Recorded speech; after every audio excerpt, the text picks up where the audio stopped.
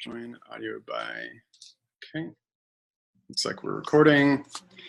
I'll say that one guidepost with that is that there are some resources that sort algorithms by difficulty, and you can select for the easier ones. I would also just look by subject matter. So the algorithms that you find for string manipulation are going to be on the easier, more straightforward side. Sorting algorithms are going to be a little harder. Different tree algorithms are going to be kind of on the harder side. And so one of the things you can do is just narrow your focus to the string manipulation algorithms. So cool. Screen sharing, recording looks pretty good. Yeah.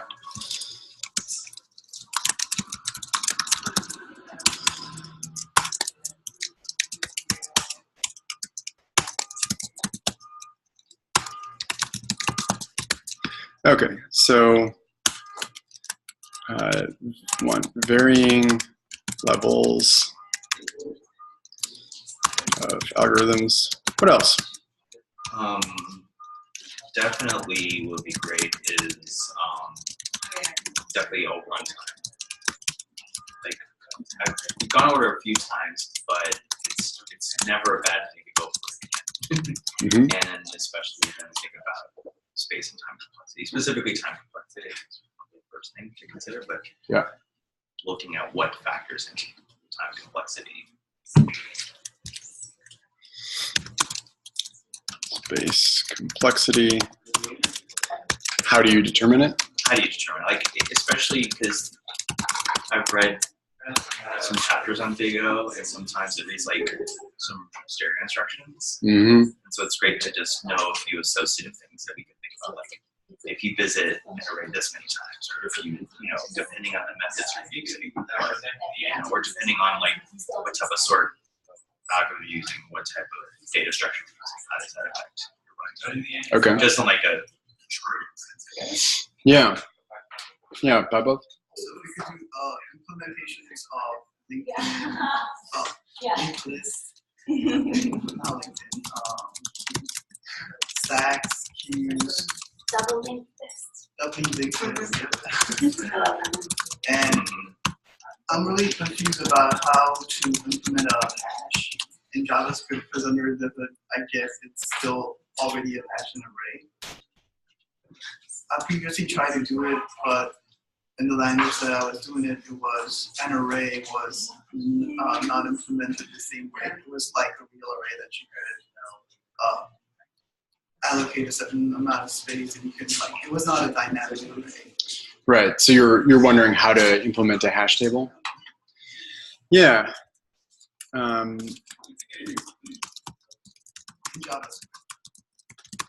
In JavaScript, which won't be terribly different from any other. Who is Mad Max? That's me. Okay. It's like, where is this video coming from? Yeah. So I could talk through the hash table just a little bit now, or I could come back with like a little more full lecture.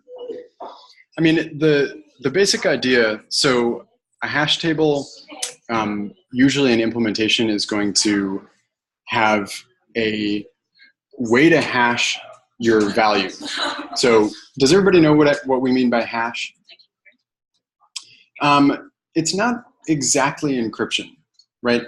Because not all forms of hashing are for the purpose of security, right? But hashing is some sort of algorithm that can take in some data, and we call it like hashable data, or serializable, I guess would be another word for it, and then turns it into some predetermined value. It's like some string of characters of a certain length. So I don't know if you've ever on the command line used MD5. So MD5 is a hashing algorithm. Do I have it? Yeah, MD5. So MD5 is a hashing algorithm that can take in files, it can take in a big archive, it can take whatever, big zip file or something like that, and it returns a hash of that file. Now, when would that be useful? When would it be useful to have a unique hash of a big zip file or something like that? Store it. Hmm? You can store it and have a unique ID, which is the hash. Have it have a, Unique ID. I still didn't hear what you said. So you can refer to that hash to get to that value. Yes. Okay. One pretty common instance, and I think it's becoming, well, I guess I don't think it is becoming less common. One common instance would be you're a developer, you create a software program, some sort of library, and you release version 1.3. And you want to make sure that anyone who is downloading your software gets your software exactly as you compiled it, without any chance for someone inserting malware into it, or getting into your network somehow and swapping out your library for another library, or maybe even just protecting against the library being corrupted, right, or the program. So what you would do is, once you create this archive, here's my program v1.3, you would zip that up and then take a hash of that zip file. And then anytime you ask people to download this, you would say, download this file and compare it against this hash. So someone on this end could take the zip file and they could compare it against the hash. And if they hashed that file and it came up with the same one, then you have this reasonable degree of certainty that it's the same library, down to the last bits, right? Because even changing one bit will cause the hash to change completely. That's one property of hashes usually, is that a hash seems to be kind of pseudo-random, like, the hash for one, so I'll show you. Here we've got our README, so I'm going to go into that folder, see office hours. Okay, so I'm going to create a new file called a.md. And we're going to put just hello world in there. Okay, so that's all it has. So now if we do md5 hash of a.md, that's what it gives us back. I don't know if you can see this. Yep. Getting better at this. So yeah, 6F902AC. It seems random. It's not like there's any discernible pattern in there that you can use to figure out what the file was. So then say we add an exclamation point. It's a small change in the actual file, but the hash is likely going to be totally different, right? See this? And if you change it back, will it go back to the original? Let's see.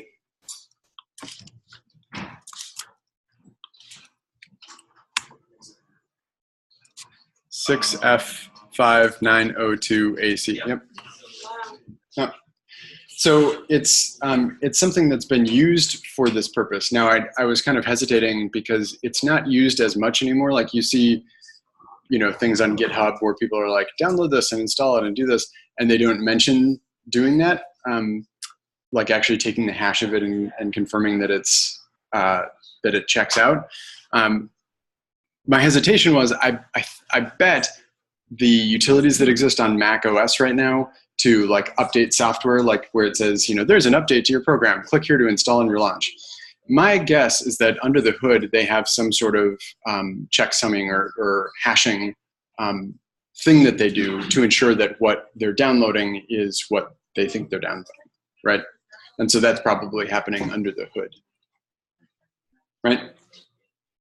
So yeah, the implementation of a hash table is really interesting. Yeah, I guess I don't want to get too much into it if I can't do a good job of kind of taking us to the end. So I'll put that on deck for, I'll talk about it maybe when we do big O notation.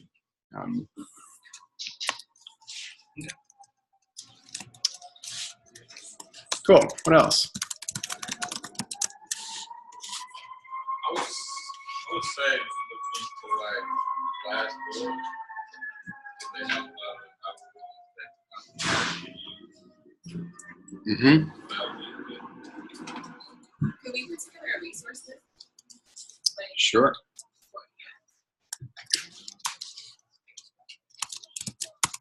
Put together a resource list of algorithm yeah, like, resources. yeah. Like either sites, articles, whatever. Yeah. Yeah, and let's see if there's an existing resource that we can add to. Yeah, or add to. Cool. Any other questions about algorithms, preferences on how we attack them? Yeah. Did you also want to add recursion as a topic for a lecture? Mm-hmm. And maybe have a few recursive problems to practice. I would love that so much. Yeah, recursion is awesome, and knowing about it. So I did a computer science undergrad degree, and one of the things that I appreciated was that they started from like principles of programming and then got you into the like language details of programming. And I remember we did recursion in a language called Lisp. You guys know Lisp? A lot of parentheses. Let me see if I can pull up Lisp. So Lisp programming.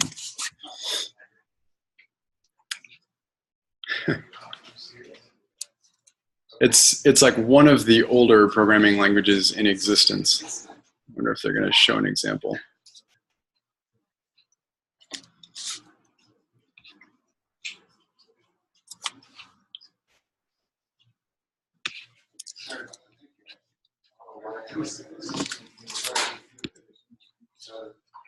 Lisp programming example. It's just not giving you the right answer.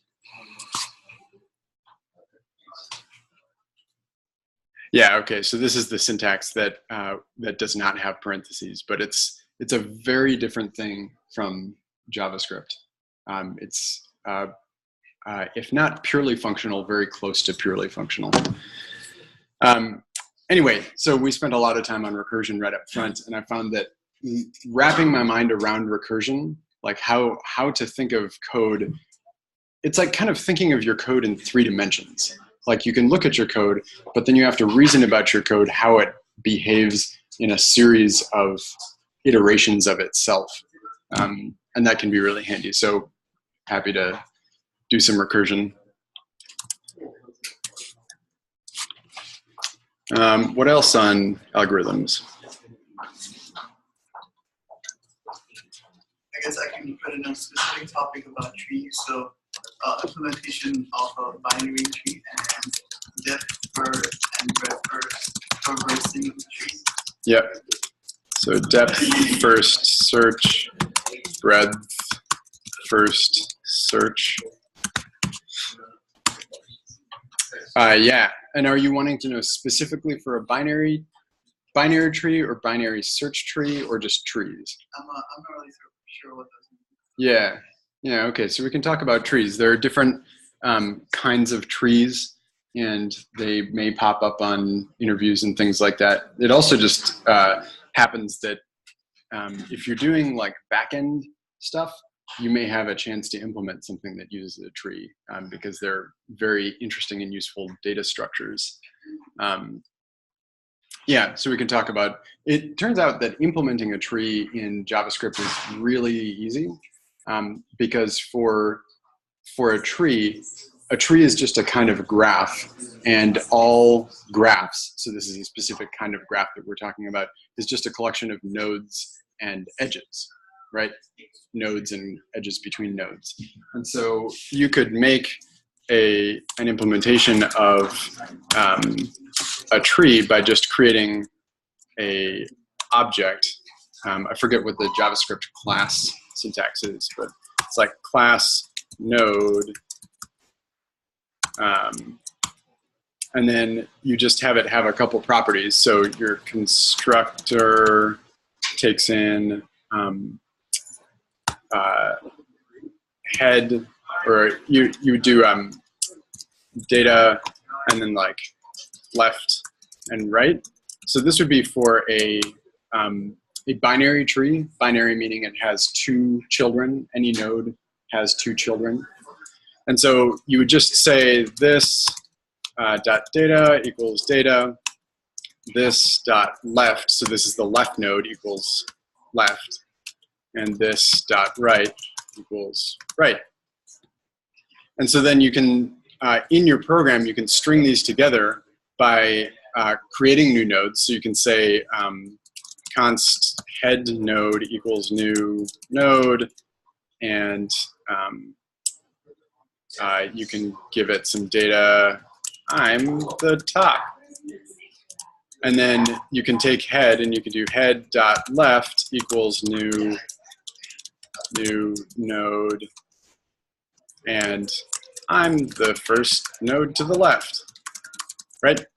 So it's really simple because all you're doing is defining a node, and maybe it has this like data properties so that you can identify it, a label or something like that, and then you define its relationships to other nodes, right? So, yeah.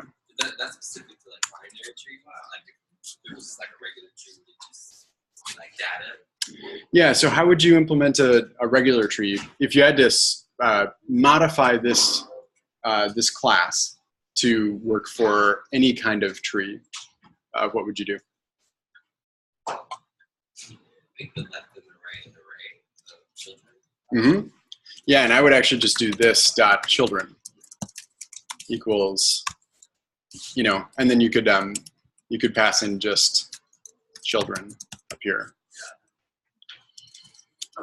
And you want to do children dot slice. Why do we want to do children dot slice? To make a copy of the array. Yeah, there are some scenarios in which you could get some really weird results if you were taking in a reference to an array that somebody gave you, and then you're counting on it. You're counting on you being the only person that modifies it, but all of a sudden, if they add an element, you now have an element in your array, right? This is file this away is something that that's pretty important to know for algorithm challenges like this. This will bite you in the butt if you don't catch this. Like your references to different objects and making a copy when necessary. Yeah. Would you want a copy though? Would you not want the children? Because if you make change to that children, you want it to be your tree. Sorry, I'm still feeling high. Say that again. I'm sorry. So you're making a copy of the children array. I'm wondering why you're because children is an array of nodes, right? Mm-hmm. So when you copy an array of nodes, are you gonna get like? Is it gonna make the copies of the nodes also, or just the what's happening? So this would be what we would call a shallow copy slice, and why do we call it a shallow copy? Does not do nested things, right? Slice is an operation that you do on arrays specifically, and all it knows about is the array. It doesn't have any idea what the actual elements are. And so when you do slice, it returns you a new array with the same nodes. So there are situations under which you may want to even do like, you may want to implement some sort of deep copy, and you could do, all right, I don't know, JavaScript may even have a built-in thing for deep copying, but you'd want to do something like deep copy children, so that not only were you copying over the whole array, but you're also copying new nodes. In this case, I didn't do that because it's quite likely that you actually want the nodes to be the same nodes that they're talking about. The thing with this is just, if you if someone called this, let me turn on the syntax highlighting here, JavaScript. You know you can do this? If you do the triple backtick in a markdown file, if you put the language right after that, it will syntax highlight it for you. So you can do SQL, you can do Shell. What? Shell. Shell, yep. You can do JS, ES6. Oh, good. You can do just JS or ES6 like that. ES6. Yeah, that one doesn't work for me, but good. I've been writing JavaScript this whole time. So you can imagine calling this. You've got some program that's making a tree, and you say,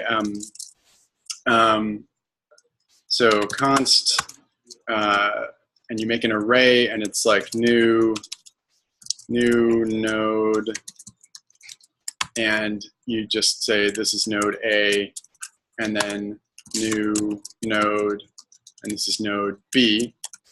So you've got your, man, I really am high. Const nodes. I thought I knew what it Being recorded, is it? No, it definitely is. This is definitely, I just had dental surgery. Okay, so you can imagine having something like this, and then you call, I want a,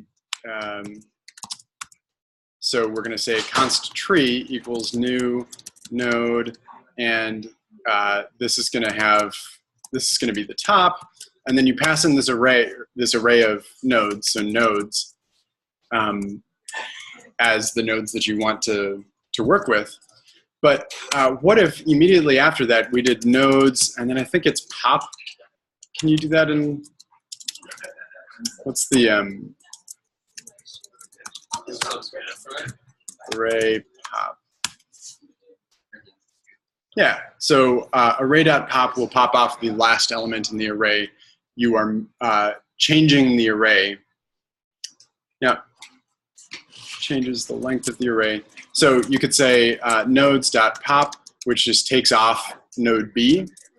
And then all of a sudden, from this point on in your code, not only does this list of nodes only have node A in it, but you've changed now the array that this node is working with. It thought it had 2 elements, and all of a sudden it has 1.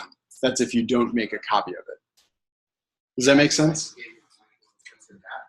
Because arrays are a reference type, and you're passing in a reference to the same array, and that array is just sitting there in memory somewhere. So later, if you edit that array, it edits it for anyone who has that same reference. So that's why we make a copy, so that we're protecting against the kind of funky code situations where you might end up with an array that is being mutated or edited by somebody that, you know, where you're not expecting that, right?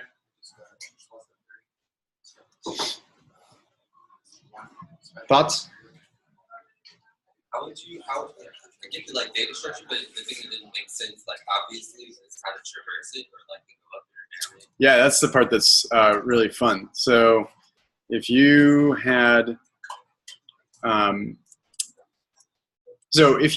this setup, so you have head points to the top of the array, or top of the tree, excuse me.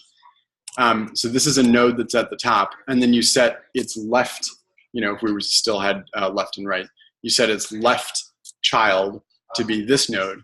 Then how do you access the left child? You just do head.left.data, right? Or just head.left gets you that actual node. So all you're doing is dot notation. Mm-hmm.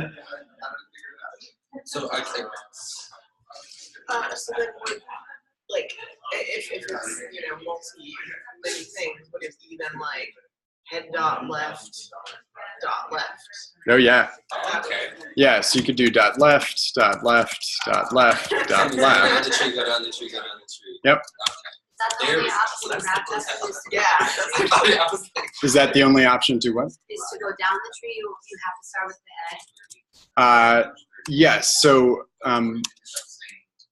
just like linked lists, there are certain ways that you can traverse trees. In this particular implementation, if you were at a child node and that was all you had, you would not be able to access the other parts of the tree, right? Because you don't have a parent pointer. And this is a typical way to implement a tree. So almost always you're going to be traversing from the root, from the head. What is choosing a change? Like just change my code after? Is it just like the first thing off the array?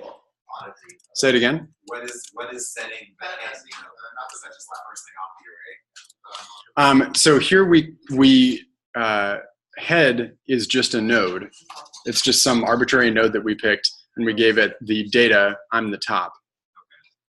And it's the head by virtue of the fact that you've just called it the head, and you're going to assign children to it.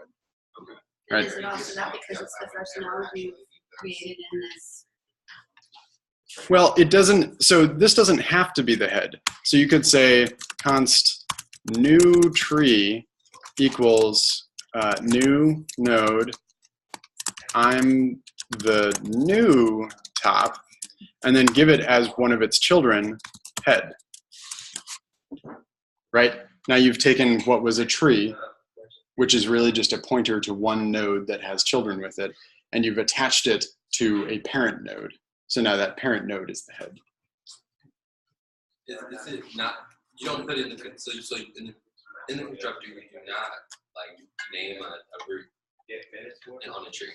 That's just You could.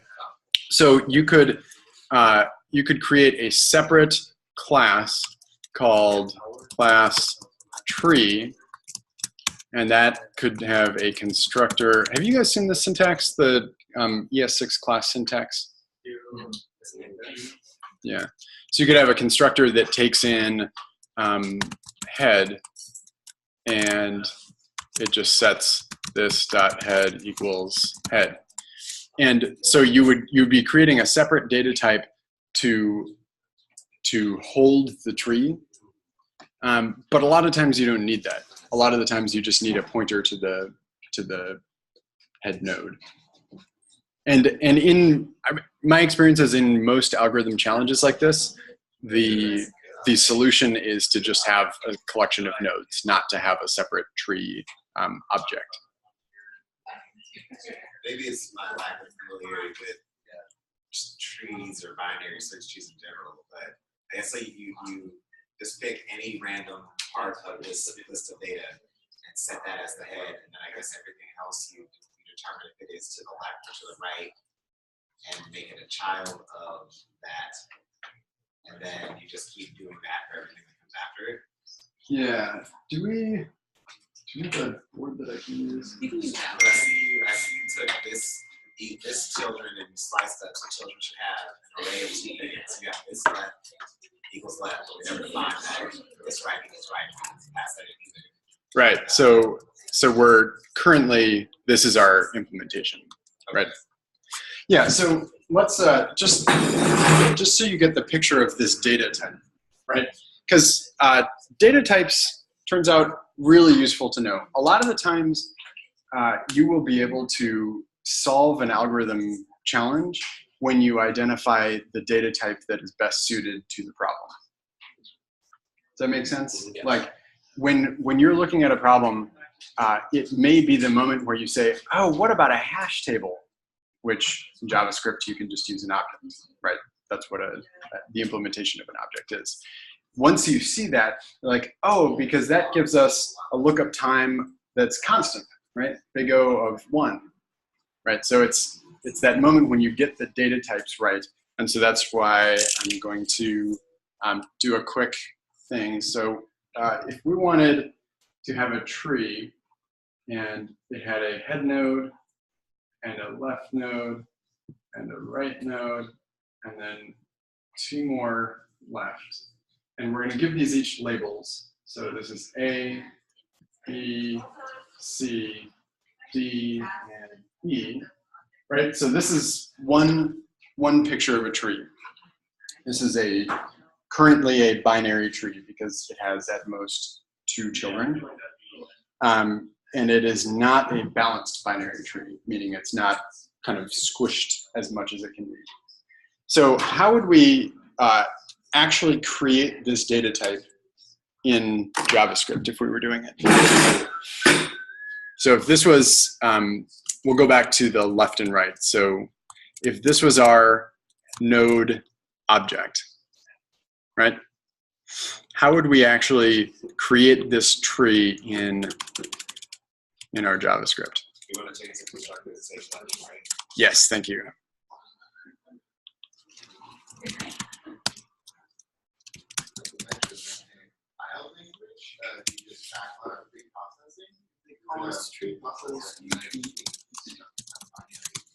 So let's not use the tree object. Let's just use nodes. Okay. So I would call it head. Const head equals new node A. What else?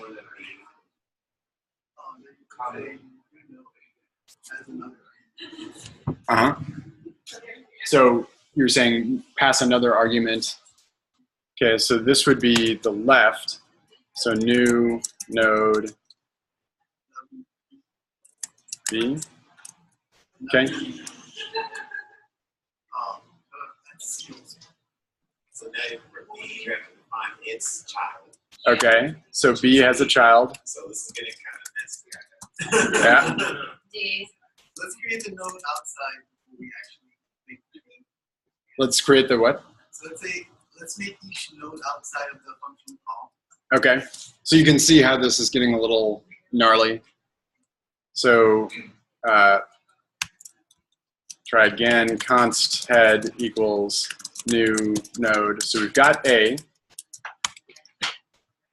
let's make C. Okay, so You have to attach it though in a specific, don't you? So you're saying like this by both? Yeah. New node B and what is it? There we go. B, C, D, A, B, C, D. You need one more for E. D, and oh, one more. To define head, you're gonna have to have B already defined. So in our current implementation, you can set the children of a node when you are constructing the object, but you can also just do the node dot left or the node dot right to assign it. Because these are not private variables. These are, like any JavaScript object, these are public. So how would we do it from here? Head dot left equals B. B dot left equals D. D dot left equals D.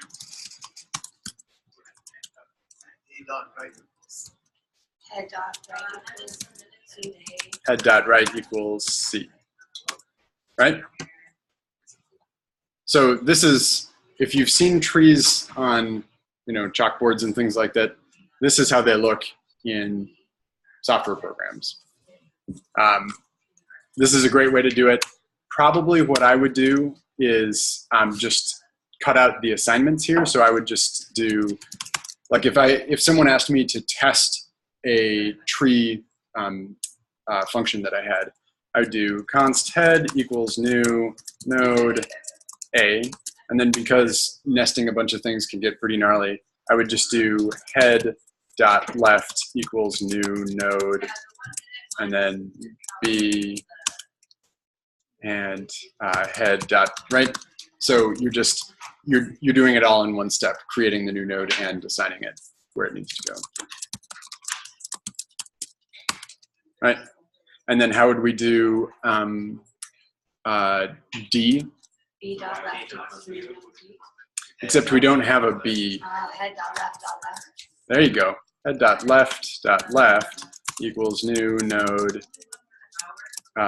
D, and then head dot left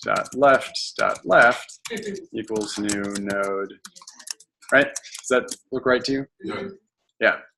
And part of the reason I like this is because for small trees, it actually gives you almost like a visual representation of it. When you see head dot left dot left dot left, you can picture what that looks like. Yeah. I know, like on strings, there's an ability to do like a dot repeat, but this isn't string, obviously. This is like actually calling through the layers of objects.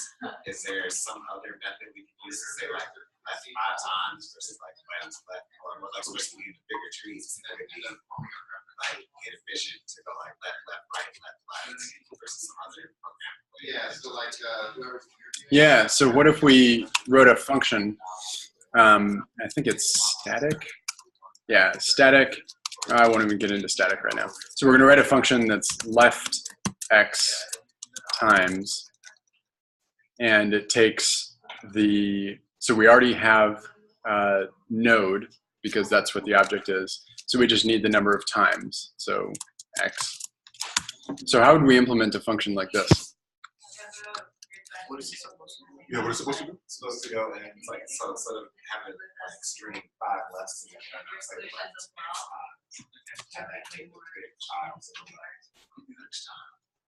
So you can, I guess you can run the loop X times. Or even if you want to do it.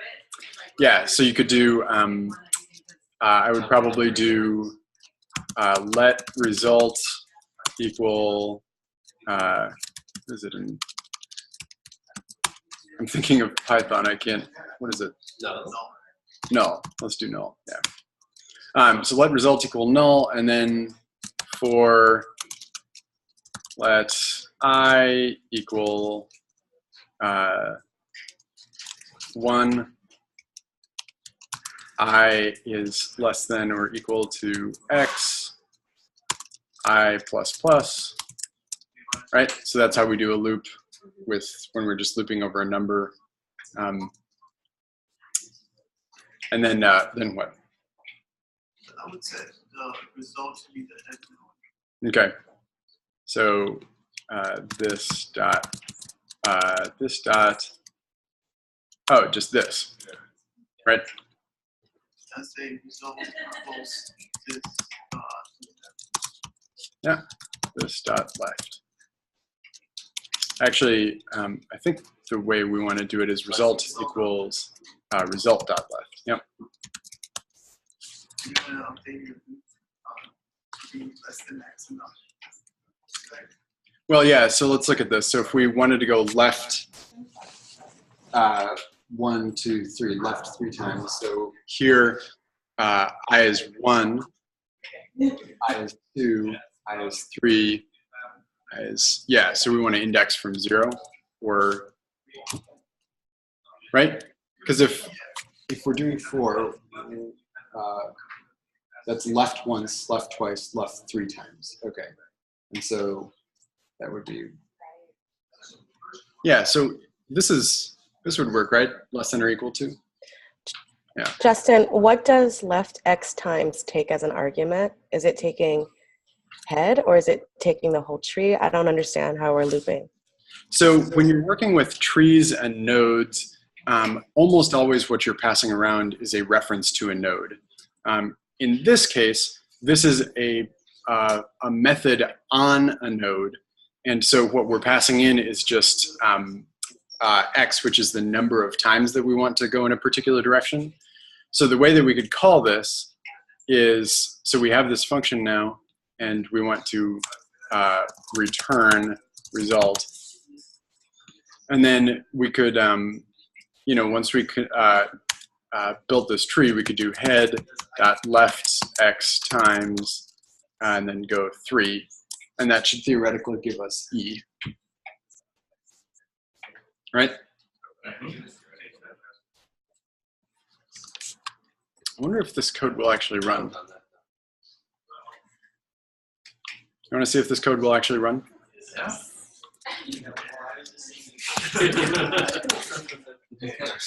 Well, we never want to know. Well, sometimes it's satisfying. You've written it all out. Okay.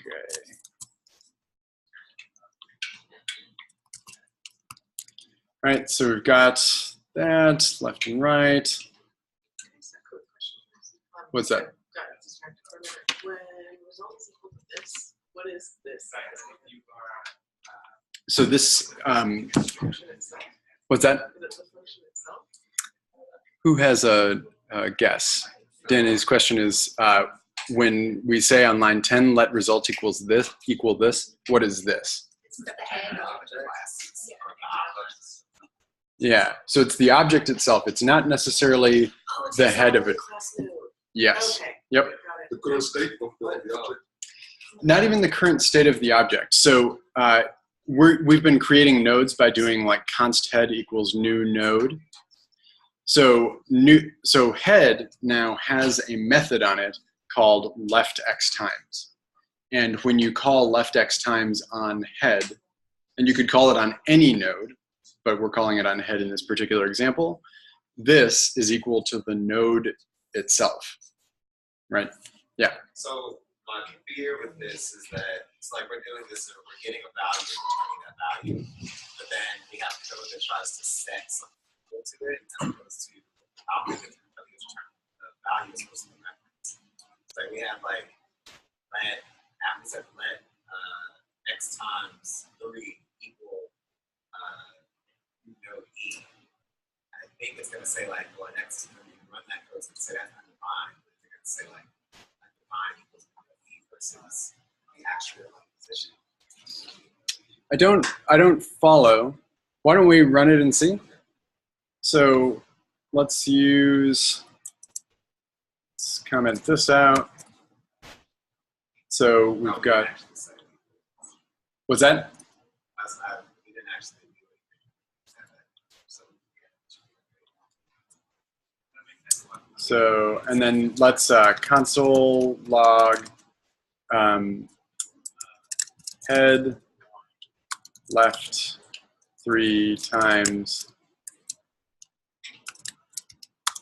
and then instead of, well, actually, let's just console log the node object itself, which should give us the object left, right, and the data. We should be able to see that. So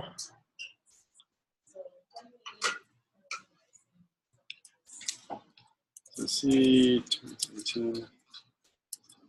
What's the date today? 24th.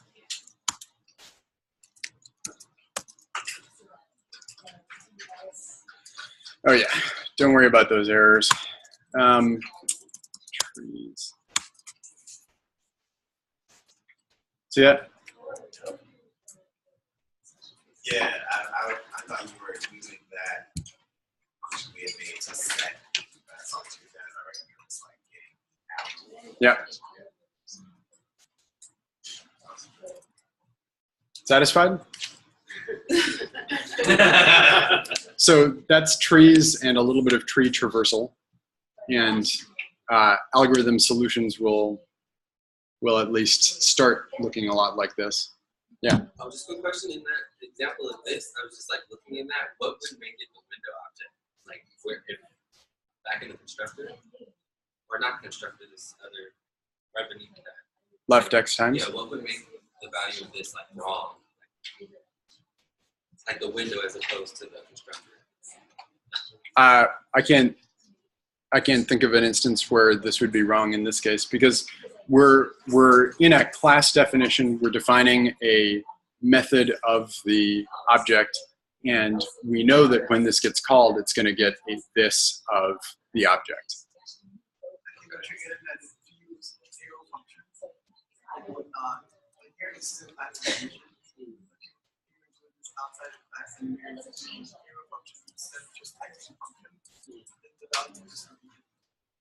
Or like or if the what do you call it? Before like the 40 is in this that timeout.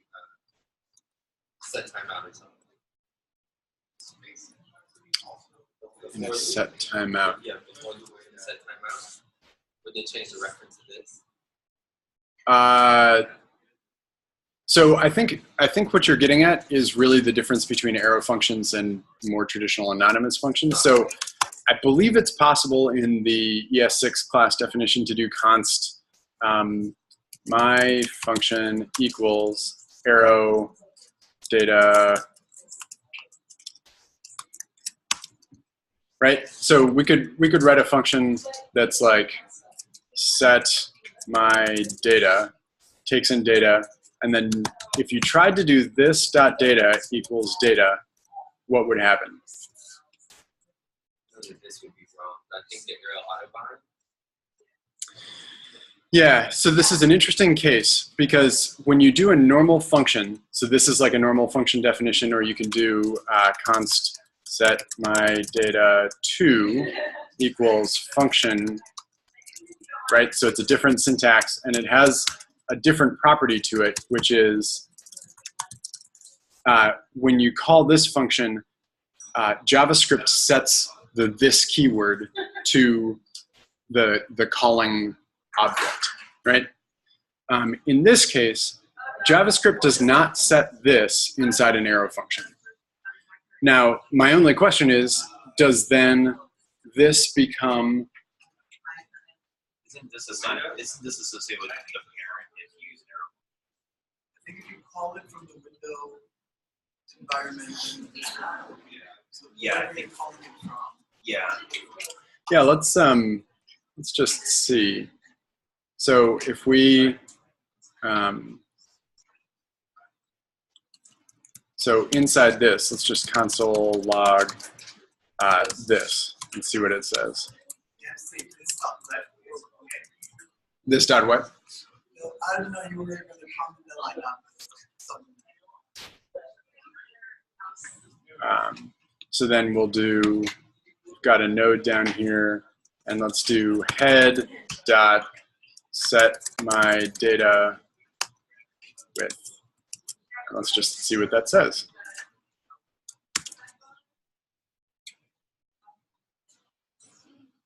Yeah, so it's not liking that syntax. What's that? Yeah. I guess that's the wiggle. Yeah, wouldn't you have to just, isn't it supposed to express like almost like a method? Like, let's just set my data and then the argument. And You'd have to do it in the contract literal. This set my data. Yeah, my data behind this. Something like that, yeah. Right, which would make it a method of the object rather than a static method. What's that? Yep, you could. Yeah, so the thing that I would say about these arrow functions, make sure that you're clear on how, like, what happens with this apart from the class syntax. I'm not even sure if this is going to be an issue because apparently the syntax is not supported. But make sure you do know, if you're just using regular functions, that a non-traditional anonymous function will have a this. The arrow function will use the this of its parent, or the enclosing lexical scope, I think is what they say. Cool, we've kind of gone in this like rabbit hole of algorithm questions. Tell me, so if you had to design a way that we did algorithms in this phase that balanced algorithms with the other important full stack development stuff that we do, what would you say? Like, when do we do it? How often? Yes, that's the practical application, like using a hash table for combos, or using like using a tree. I don't know, represent some just like practical application. So I feel like for the longest, I didn't even want to look at it because I didn't know it was just a thing out there to know how it would inform what I do. Okay, so you want to know, you want algorithm challenges that are practical. Yeah, like clear. graph theory, like if this connection is this connection better, that connection, stuff like that. Would make more sense. Okay. That coupled with like the fundamentals, like how you just went in detail with this.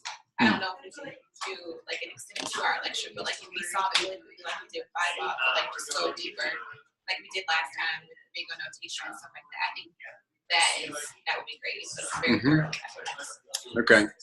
Another idea. When we think about how many times we're building a full stack application, we are utilizing a lot of JavaScript modules. We're using a lot of things that are working under the hood really hard to allow us to do the things we're doing in the full stack application. So it'd be really fascinating to actually dive at your opportunity into one of the modules that implements a certain infrastructure, like fundamental way that module actually works, so we can actually dissect it. Because that can also help us in the future when it comes to open source contribution, because then we can better reason out what the code is actually doing. Because what, it reacts like a big tree? Sort of. Yeah. Yeah. So it's like dissecting as an object. Yep. Yep. Yeah. So how does V8, the engine that runs JavaScript, how does that actually implement these different data structures and operations? I think it'd be a really great little exercise. Sure. Okay. Because you're driving all these cars, but we're not looking under the hood. We're just looking at the engines. Even the blockchain as well, and distributed hash tables, because it's exactly how it's built. Yeah. I mean, in the nodes as well, because every node is a hash of the two child nodes. Mm-hmm. And it mostly uses Merkle trees, and how it basically just hashes every single block and hashes every single transaction and hashes the whole hash to put it on the head of the next block. Mm-hmm. So basically, that's how it works, like on the blockchain itself. So you basically have a block that actually has on the header has a hash of the previous block, and that's how you move from one node to another. Yep. Hey, Justin. Yes. Doesn't the call stack is an actual like stack, right? As far as like the JavaScript V8 engine, and doesn't like the event loop use an actual queue to like dequeue items off of the queue and like basically push them onto the stack when you're writing asynchronous code? Yeah, that's my understanding. Is that what? Oh, I was asking about like, isn't there like a heap implementation to like store variables in memory or something like that? Yeah, so Debrina is asking about JavaScript kind of under the hood. And JavaScript under the hood has a stack implementation that takes care of the call stack, right? And so it's an actual stack of some kind. They have, I don't know about this part. I don't know if it's a queue, but that would make sense that it's a queue to queue up what code to run next. Yeah. So this would be the heard that the RAM model of the computer is an array. Yep, that's true. And then you were saying the heap. So is a kind of an interesting data structure where you have like a heap of memory and pointers into that to store data that is like in an array, like in C++, one of these like system languages. An array is actually a series of bits in memory that's fixed, and and I think in C++ arrays are typed, so you can only have one type of thing in one particular array. And heaps are what allow you to reference things by a reference rather than by what's it called? Reference type versus I think that's close enough. So still do like an office hours once a week that's about algorithms, like solving an algorithm. Okay. I want to make sure we still do like what we're here for, which is the full stack development. But well, it sounds like doing the job. People are not going to like test you live about write an authentication program. That would most likely be a take-home challenge. But on the spot, you need to write algorithms and you like think through hard problems. I think having more practice is. I would put that as a priority than just like making web apps, because we can build 7, 10 web apps that do pretty much the same thing. But I think doing this stuff will help us do the job. That's what we've been hearing from people coming back from data reads. It's like we all know how to class, but then when they get to the actual like solve this algorithm or talk about this tree or something like that, they're like, yeah, I heard that once. Yeah. I've actually seen it work through. It's like as soon as we leave the place, we look at it, we're like, oh, okay, well, yeah, I couldn't figure that out if I had known what it was, but it just never had come up until the interview. Okay. And just trying to make that less of a thing. I was gonna say, yeah, I agree with those 2 points. I see both right now. Mm-hmm. Algorithms are super important, but every interview problem that I have until tomorrow has been all JavaScript implementation something. So just keep that in mind. Like there's gonna be moments where you implement an ES6 class, there's gonna be moments where you do have to build a feature as a part of a pair programming session. Mm-hmm. So I agree with everything. That's what I'm saying.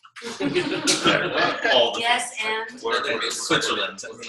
System design, like Mhm. higher level system design concepts. Mm-hmm. Like that, I never even talked about any of that. Yeah. Yeah, and yeah, so this gets into that realm of like system design, like scoping out how you would design some sort of back-end system. And usually questions that you would get about this are like pretty theoretical. So they're testing your like knowledge of like, do you understand how these systems work on a fundamental level? Not could you go and build us a server farm tomorrow? Is it like, is it like I would pair PG with Node to do this, or is it off form like you say system design with actual servers? It would be like what's a good example? Internet, don't fail me now. Algorithm system design. Let's just see what this.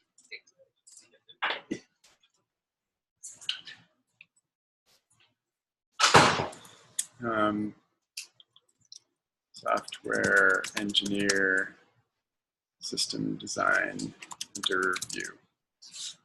There we go.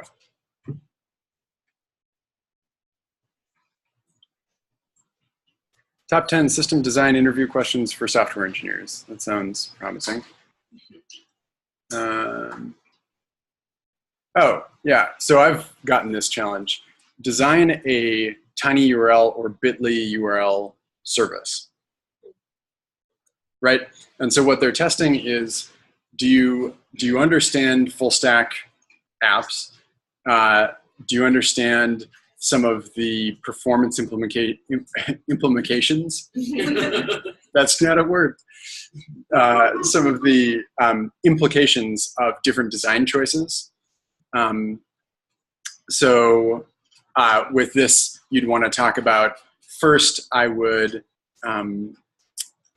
so bit.ly, you've got a URL and then you've got a certain number of characters afterwards. So we want to find some way to hash the URL that we're given to that short URL, or somehow like make a lookup table for that.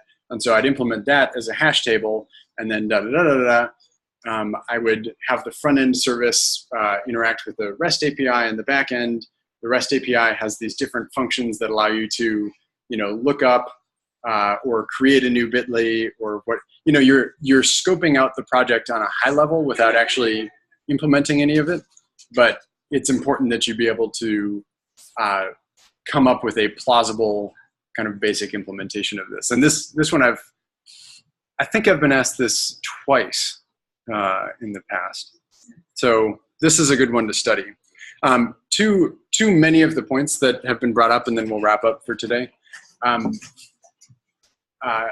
am happy to be a resource on this because, like, I know and we all know that the job interview process for software engineers is like a thing unto itself, and it can take a lot. So I'm happy to be a resource. And I would really strongly recommend getting the Cracking the Coding interview book, right? It's edition 6. It's a fabulous book. It has a bunch of, it has a whole chapter on like system design questions, and not only like what the questions are, but how to approach them, ways of kind of problem solving typical data structures that you'd use. Like this person, Gail Lockman McDowell, I think, she really over 6 editions has like honed this thing that like is one of the most direct routes to being prepared for interviews. So I guess what I'm saying is I'm happy to help along the way and to provide some challenges and answer questions and stuff. And if you want to get ready to take interviews in the most direct way possible, get that book, read through it, start doing the challenges right away. Like don't wait till you get to chapter 5 or whatever where the challenges are, and just like time yourself and solve an algorithm a day, She did a talk at Lyft and like sent out a PDF that kind of summarized her book and said like these are the things you actually need to know. I have the PDF. I was like, which channel would be best to share about? Definitely. Phase 3. Do you still have it? Jeffrey, you still have, I have all the screens too. You have them as well? Yeah, I saw the slideshow too, and I also had the PDF. And growth as well. We know growth in phase 3. Because that's amazing. She like shrunk it. Yeah. One thing slides. I'd like to point out, the book is written, so the solutions are written in Java.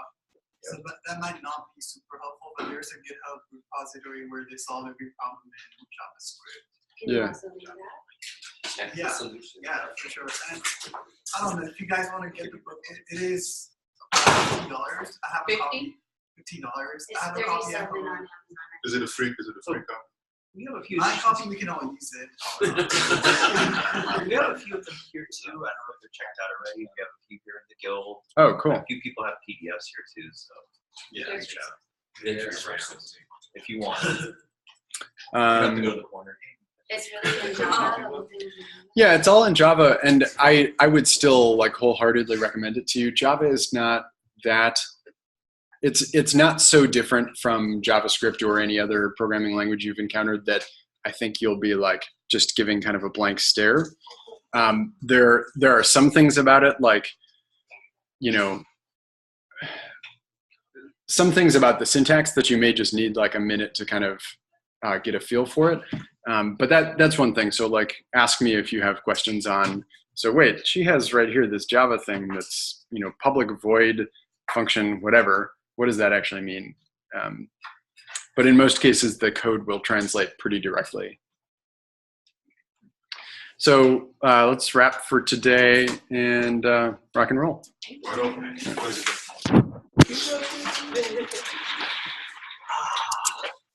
do you have any time to go over the algorithm problem? Yeah. Like I solved it, but I think it's just more brute force, and I just want to double check once.